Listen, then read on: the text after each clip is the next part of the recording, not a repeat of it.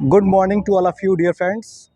As during our wandering, we have come to Jaunpur from Prayagraj, 110 kilometers from far from that city. Currently, we have come to Jaunpur Fort, that is also known in the name of Karar Fort. Currently, we are standing at the place which is so much historical to be explained in the respective ways. Before describing anything, currently we are standing in front of the main gate of the Karar Fort, which is also known as Shahi Kila and Jaunpur Kila. Just come in the inside the Kila, and we will consider all the things in the all respects in a historical way, and will understand the things in the whole way. Come. When we see the main gate, this is near about 20 feet of height, and this is very important in the respect of the historical perspective. And this is the reason that many persons have conquered the things, conquered the culture, and demolished the cultures.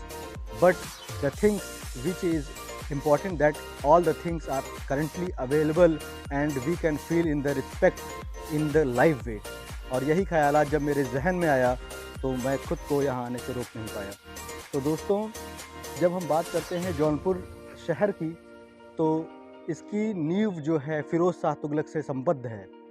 और फ़िरोज़ शाह तुगलक, जो कि जिनका शासनकाल अंतिम दौर में 1440 ईस्वी तक था, अगर हम बात करें इस किले के संदर्भ में, तो उनके चचेरे भाई, जिनका नाम मोहम्मद बिन तुगलक, जिन्हें कि जूना खान के नाम से भी जाना जाता है, उनके नाम पे इस शहर जौनपुर का निर्माण किया गया था।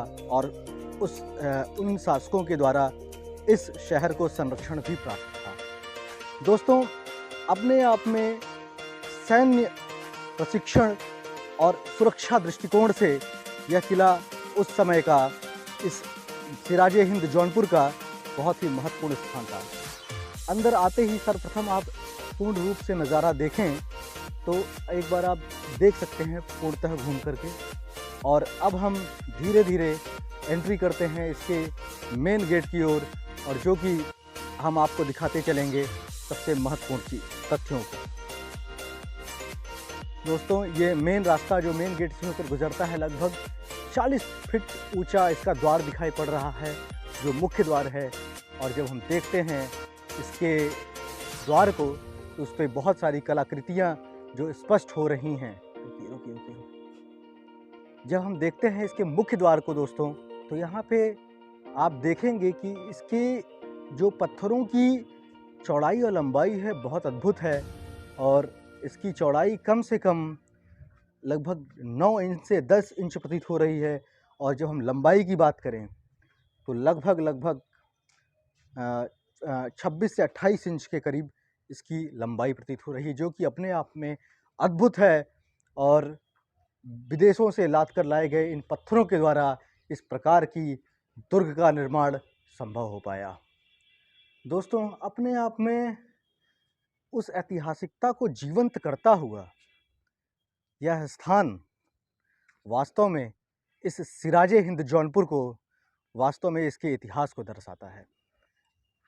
और जब हम यहाँ पे बात करते हैं सुरक्षा व्यवस्था की, तो सैनिकों का प्रशिक्षण और उनको किसी भी प्रकार की सुरक्षा के दृष्टिकोण से यहाँ पे रख रखाव के लिए सैनिकों को यहाँ पर सुरक्षित रखा जाता था, जिससे कि पूरे शहर की निगरानी इस स्थान से की जा सके। दोस्तों, यदि हम इसके स्थान की बात करें तो जौनपुर का यह शाही किला शाही पुल से 1 किलोमीटर और जो है गोमती नदी के बिल्कुल तट पर स्थित है। और इस शाही किले की ऐतिहासिकता को आप यहाँ पे स्थित मस्जिद, यहाँ के स्थित दिख रहे किले पर लगे बुर्ज के माध्यम से देख सकते हैं। लगभग जब यह किला बना था तो यहाँ पे लगभग 40 बुर्ज थे, लेकिन अब अगर आप देखेंगे तो 17 से 18 बुर्ज ही शेष बचे हैं। अपने आप में अत्यंत महत्वपूर्ण स्थान इसे हम कह सकते हैं।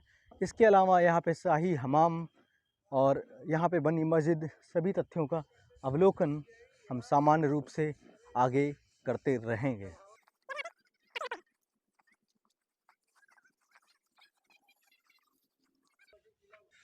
ये जिसे आप देख सकते हैं सामने, यहाँ पे कार्य चल रहा है, निर्माण कार्य चल रहा है रिनोवेशन के लिए। तो यहाँ पे किला के अंतर्गत स्थित ये जो मस्जिद है, तत्कालीन समय की एक प्रमुख धरोहरों में से एक है, जहाँ पर उस समय में नमाज अदा की जाती थी, जो अपने आप में बहुत महत्वपूर्ण है। आगे हम चलेंगे शाही हमाम की तरफ, जो कि जिसे तुर्की हमाम भी कहा जा सकता था, क्योंकि उसमें तुर्की पद्धतियों का प्रयोग किया गया है।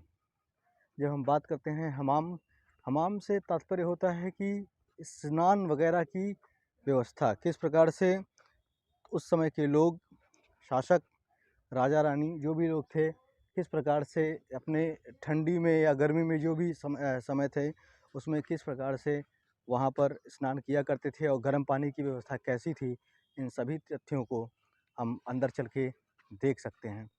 और आगे आएँ और हम इन सभी तथ्यों का अवलोकन करेंगे। आप सर्वप्रथम ये देखें, तुर्की हमाम संरक्षित स्मारक लिखा हुआ है। अब हम अंदर चलने का प्रयास करते हैं और देखने का प्रयास करते हैं।